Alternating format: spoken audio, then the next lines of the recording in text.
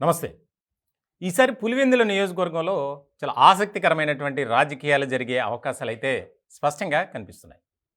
ప్రధానంగా కడప జిల్లాలో పులివెందుల నియోజకవర్గం అంటే టక్కున గుర్తొచ్చేది వైఎస్ ఫ్యామిలీనే. అక్కడ ఎవరు పోటీ చేసినా గెలిచే పరిస్థితి అయితే లేదు. అది మొన్నటి వరకు. ఇప్పుడు ఈ ఎన్నికల్లో పులివెందుల నియోజకవర్గం నుంచి రాష్ట్ర ముఖ్యమంత్రి వైఎస్ఆర్సీపీ అధినేత జగన్మోహన్ రెడ్డి బరిలో ఉన్నారు. ఇలాంటి సందర్భంలో ఆయన విజయం అంత ఈజీ కాదు అనేది రాజకీయ వర్గాల్లో బలంగా వినిపిస్తున్నటువంటి మాట. దానికి రకరకాల కారణాలు ఉన్నాయి. ప్రధానంగా ఏదైతే వైఎస్ వివేక హత్య కేసుకు సంబంధించి అవినాష్ రెడ్డితో పాటు జగన్మోహన్ రెడ్డి గారు కూడా తీవ్రమైనటువంటి ఆరోపణలు ఎదుర్కొంటున్నారు కూడా. ఇలాంటి సందర్భంలో ఎలా అయినా సరే పులివెందుల నియోజకవర్గంలో జగన్కు చెక్ పెట్టాలి. ఈ ఆలోచన భావనతో ఉన్నారు వైఎస్ కుటుంబీకులే. ప్రధానంగా వివేక కూతురు కానీ భార్య కానీ అలాగే జగన్ గారి చెల్లెలు షర్మిల.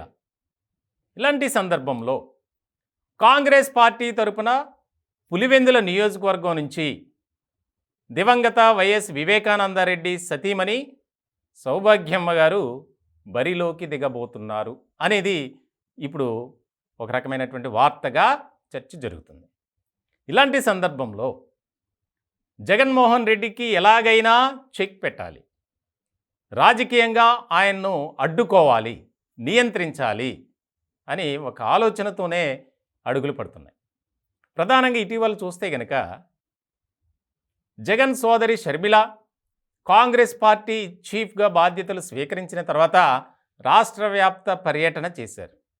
ఈ సుడిగాలి పర్యటనలో జగన్ సర్కార్పై తీవ్రమైనటువంటి స్థాయిలో ధ్వజమెత్తారు, వివాదాస్పదమైనటువంటి వ్యాఖ్యలు చేశారు.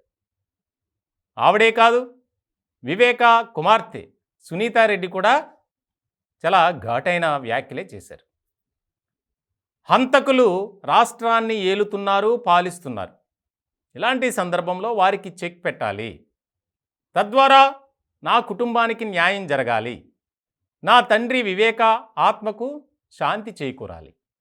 ఈ రకమైనటువంటి వ్యాఖ్యలతో ఆమె తాజాగా కూడా మాట్లాడారు. ఇటువంటి సందర్భంలో చాలా ముఖ్యమైనటువంటి పరిణామంగా మారబోతుంది. పులివెందుల నియోజకవర్గంలో రకరకాల ఈక్వేషన్స్ చాలా వేగంగా మారుతూ వస్తున్నాయి. ప్రధానంగా వివేక హత్య కేసుకు సంబంధించి ప్రధాన నిందితుడిగా అలాగే జైల్లో ఉండి అప్రూవర్గా మారి బయటకు వచ్చినటువంటి దస్తగిరి కూడా ఒక పార్టీ తరపున ఆయన పులివెందుల నియోజకవర్గం నుంచి పోటీ చేస్తున్నారు. ఇప్పుడు తాజాగా కాంగ్రెస్ పార్టీ నుంచి సౌభాగ్యమ్మ బరిలో దిగబోతున్నారు. ఆమె ఇప్పటికే కాంగ్రెస్ పార్టీ ఏదైతే ఒక ప్రతిపాదన పెట్టిందో ఆ ప్రతిపాదనకు అంగీకారం కూడా తెలిపారు అనే చర్చ కూడా జోరుగా సాగుతుంది. ఇదే జరిగితే గనక పులివెందుల రాజకీయాలు ముఖ్యంగా చాలా కీలకంగా మారబోతున్నాయి. జగన్ వాటమి కూడా చెందవచ్చు అనేది అక్కడున్నటువంటి నియోజకవర్గ ప్రజల్లో విస్తృత స్థాయిలో చర్చ జరుగుతుంది. వాస్తవానికి ఆ పరిస్థితులు అయితే ఉండకపోవచ్చు. భారీ మెజార్టీ రాకపోయినా జగన్మోహన్ రెడ్డి గారు అయితే గెలుస్తారు.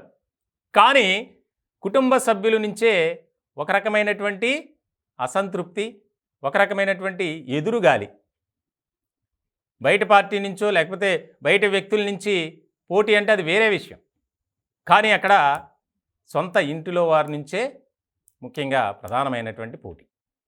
దస్తగిరి చేసినటువంటి వ్యాఖ్యలు కూడా మనం ఇప్పుడు ఒకసారి గుర్తు చేసుకోవాలి. నేనేంటో చూపిస్తా పులివెందుల నియోజకవర్గంలో, నన్ను కావాలని ఇరుకున పెట్టారు, ఇబ్బందులు పెట్టారు, నన్ను చంపించేందుకు కూడా జగన్మోహన్ రెడ్డి గారు అవినాష్ రెడ్డి కుట్ర పన్నారు అని చెప్పి చాలా సంచలనమైనటువంటి వ్యాఖ్యలు చేశారు. ఇలాంటి సందర్భంలో తాజాగా వస్తున్నటువంటి వార్తల నేపథ్యంలో పులివెందుల నియోజకవర్గం నుంచి కాంగ్రెస్ పార్టీ తరపున వివేక భార్య సౌభాగ్యమ్మ గారు కనుక పోటీ చేస్తే కాస్త ఆసక్తికరంగానే పరిణామాలైతే ఖచ్చితంగా మారుతాయి. ఎందుకంటే ఇప్పటికే కడప పార్లమెంటు స్థానానికి సంబంధించి కాంగ్రెస్ పార్టీ తరపున షర్మిల బరిలో ఉన్నారు.